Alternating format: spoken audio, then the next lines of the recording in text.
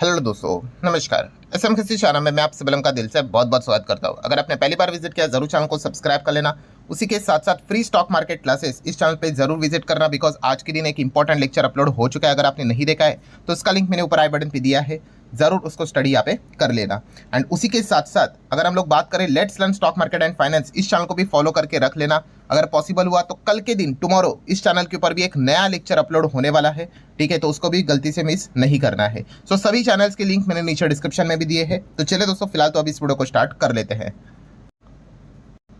ठीक है दोस्तों, अभी हम लोग आ चुके हैं बिल्कुल हमारे नॉर्मल स्क्रीन के ऊपर। आज के दिन तो मार्केट बंद रहता है, बट यस एक कमाल की खबर हम लोगों को देखने को और सुनने को यहाँ पे मिल रही। मतलब ये खबर तो आज नहीं तो कल तो यहाँ पे आनी थी। किससे रिलेटेड?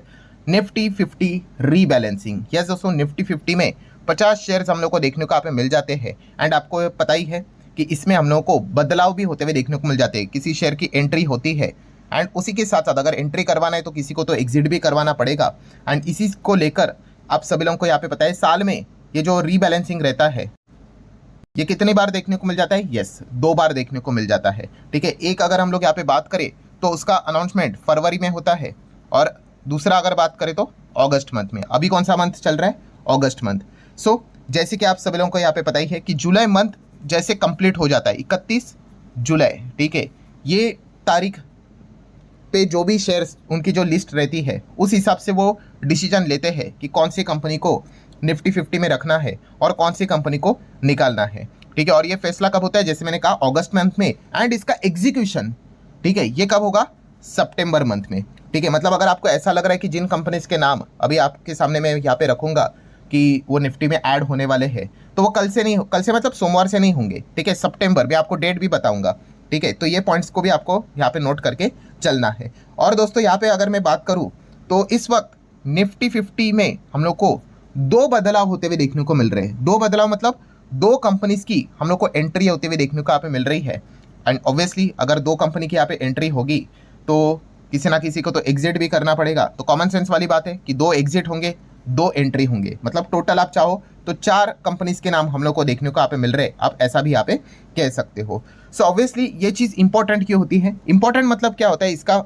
मतलब आप कह सकते हो कि बेनिफिट क्या होता है या फिर नुकसान यहाँ पे क्या होता है। तो बहुत ही सिंपल सा गणित है। जैसे कि निफ्टी 50 ये हमारे देश का सबसे प्राइम इंडेक्स है, one of the prime index आप ऐसा भी बोल सकते हो, ठीक है। और इसमें जिस भी कंपनी को एंट्री यहाँ पे मिलती है तो उसमें यहाँ पे क्या हो जाता है दोस्तों? यस, जो पैसिव पैसा जो रहता है, पैसिव फ्लो रहता है, वो उसमें आने के चांसेस यहाँ पे रहते हैं। पैसिव मतलब आपने सुना है ना, ETF रहते हैं। ये ETF क्या करते हैं? ETF नथिंग बट, अभी मान लो कोई निफ्टी 50 को लेकर कोई ETF है, तो वो क्या करेगा?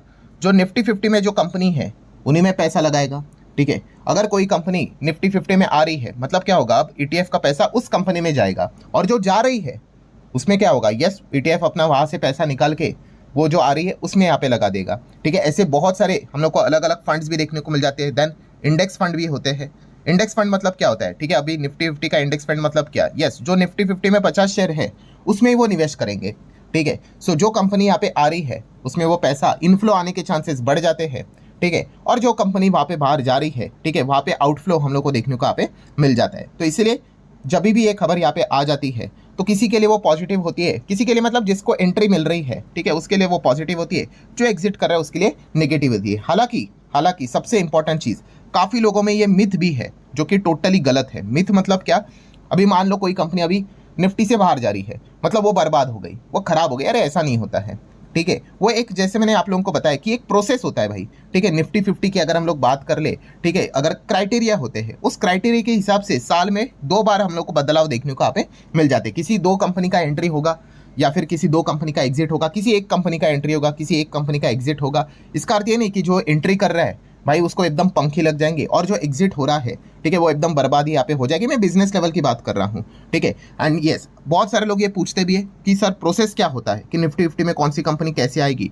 तो लिंक मैंने ऊपर आई बटन पे दिया है, चाहो तो वीडियो को देख सकते हो। टोटल 6 क्राइटेरिया होते हैं। वो 6 क्राइटेरिया के हिसाब से डिसाइड किया जाता है कि कौन सी कंपनी निफ्टी 50 में आएगी एंड कौन सी कंपनी निफ्टी 50 में नहीं रहेगी, उसको बाहर निकालना पड़ेगा, ठीक है। तो ये जो मिथ है उसको भी, मतलब फैक्ट जो था वो मैंने आप लोगों के सामने यहाँ पे रख दिया है, ठीक है। तो ये पॉइंट भी आप लोगों ने जरूर नोट करके चलना चाहिए। तो चलिए दोस्तों, अब आ जाते हैं किसकी एंट्री होते हुए देखने को मिली है। जैसे कि आपको पता है 2 कंपनीज की एंट्री हुई है, उसमें से पहली कंपनी है इंटरग्लोब एविएशन। यस दोस्तों, इंडिगो की अगर हम लोग यहाँ पे बात करें तो इंडिगो की एंट्री यहाँ पे हो चुकी है, कोई सरप्राइज नहीं, ठीक है, क्योंकि इसके पहले भी अलग अलग रिपोर्ट्स के जरिए खबरें यहाँ पे आई थी। मैं न्यूज़ कवर करते रहता हूँ, आप सभी लोगों को यहाँ पे पता ही है। तो इंडिगो का नाम उसके पहले भी सामने आया था और काफ़ी कंफर्टेबली ये कंपनी एंट्री यहाँ पे करने वाली थी, बिकॉज इसका जो 6 क्राइटेरिया होते हैं उसमें से एक क्राइटेरिया मार्केट कैप का भी होता है, वो काफ़ी आगे था, ठीक है। तो इंटरग्लोब एविएशन एंटर करेगा, ये ऑलमोस्ट यहाँ पे तय ही था। हाँ, सबसे बड़ा सरप्राइजिंग अगर हम लोग यहाँ पे बात करें तो सेकंड कंपनी कौन सी रहेगी, उसमें थोड़ा बहुत कंपटीशन हम लोग को देखने को मिल रहा था, ठीक है। और वहाँ पे आपको पता है कौन सी कंपनी का नाम बोला जा रहा था उस वक्त, तो उस वक्त बोला जा रहा था दोस्तों बीएससी का नाम बोला जा रहा था, Bombay stock exchange. But BSc का नाम अब निफ्टी 50 में नहीं आने वाला है। किसने बाजी मार ली? Max Health Care. यस दोस्तों, मैक्स हेल्थ केयर की अगर बात कर ले, हॉस्पिटल सेगमेंट में काम करने वाली जो कंपनी है हेल्थ केयर में, यस, इसकी एंट्री हम लोग को निफ्टी 50 में होते हुए देखने को यहाँ पे मिल रही है। इनफैक्ट अगर हम लोग बात करें, इसी का जो कॉम्पिटिटर है कौन, अपोलो हॉस्पिटल, ठीक है, अभी ये फिलहाल सेकंड नंबर पे चल रहा है, ठीक है, ये भी निफ्टी 50 का पार्ट है, ठीक है। तो मैक्स हेल्थ केयर तो भाई अपने सेगमेंट में अभी नंबर 1 बन चुका है। ऑब्वियसली नंबर 1 कैसे होते हैं, ये मार्केट कैप के हिसाब से रैंकिंग रहती है, एंड मार्केट कैप में सबसे इंपॉर्टेंट चीज क्या होती है कि शेयर प्राइस ज़्यादा भागेगा, आपका मार्केट कैप भी भागेगा, शेयर प्राइस गिर गया, आपका मार्केट कैप भी गिर गया, इतना सिंपल होता है। सो मैक्स हेल्थ केयर आप देख सकते हो हॉस्पिटल सेगमेंट में नंबर 1 थी, ठीक है, एंड इसी को यहाँ पे एंट्री यहाँ पे मिल चुकी है। मतलब अभी हॉस्पिटल सेगमेंट की 2 कंपनियां, हेल्थ केयर सेगमेंट की 2 कंपनियां हम लोग को इंडेक्स में देखने को मिल रही है, एंड एविएशन सेक्टर की केवल एक ही कंपनी, आई गेस ऐसा लगता है कि हाँ वही एक ही कंपनी अभी हम लोग को इंटरग्लोब एविएशन, ठीक है, वो हम लोग को निफ्टी 50 का पार्ट बनते हुए देखने को यहाँ पे मिल रही है। मतलब अगर मैं ओल्ड न्यूज़ अगर आपको मैं दिखा दूँ, ये पुरानी न्यूज़ है दोस्तों, आप देख सकते हैं, देखो आर्टिकल भी देखो, 24 जून का ये आर्टिकल है।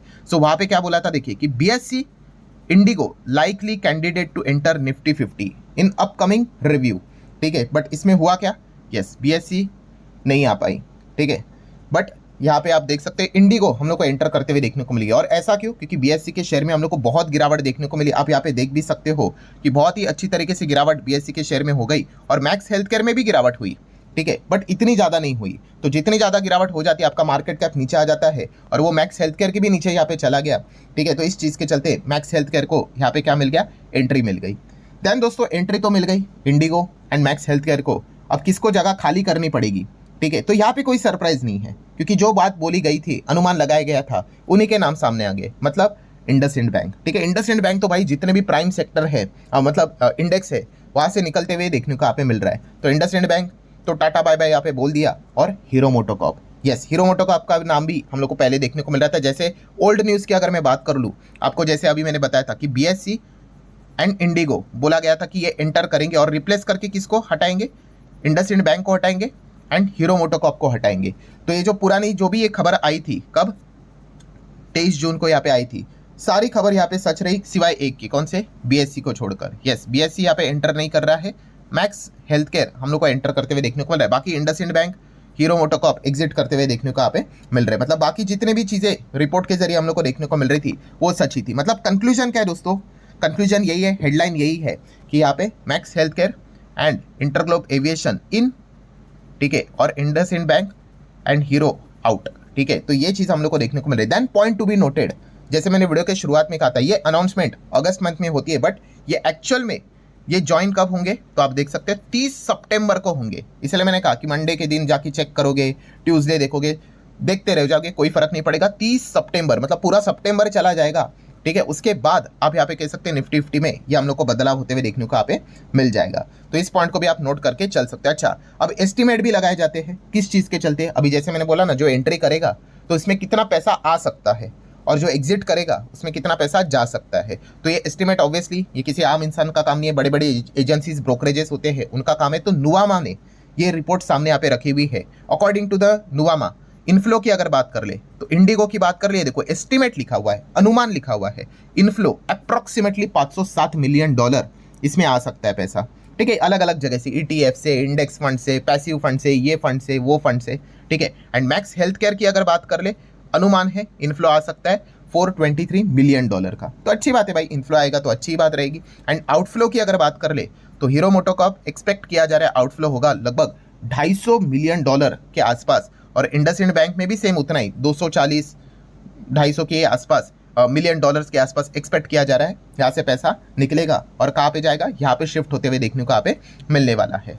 सो ठीक है दोस्तों, जितने भी पॉइंट्स थे वो यहाँ पे मैंने डिटेल में कवर कर लिए हैं, ठीक है। और पूरा वीडियो भाई सिर्फ इन्फॉर्मेशन पर्पस के लिए था, इन्फॉर्मेशन एजुकेशन पर्पस के लिए, ठीक है। यहाँ पे कोई रिकमेंडेशन नहीं है भाई, खरीदना है, बेचना है, होल्ड करना है, एवरेज करना है, आप अपने फाइनेंशियल एडवाइजर के साथ डिस्कस करके डिसीजन ले सकते हो। सो अगर आपको इन्फॉर्मेशन वाला वीडियो अच्छा लगा होगा, आप चाहो तो इसको लाइक एंड शेयर कर सकते हो। मिलते हैं अगले वीडियो में, तब तक के लिए बाय बाय।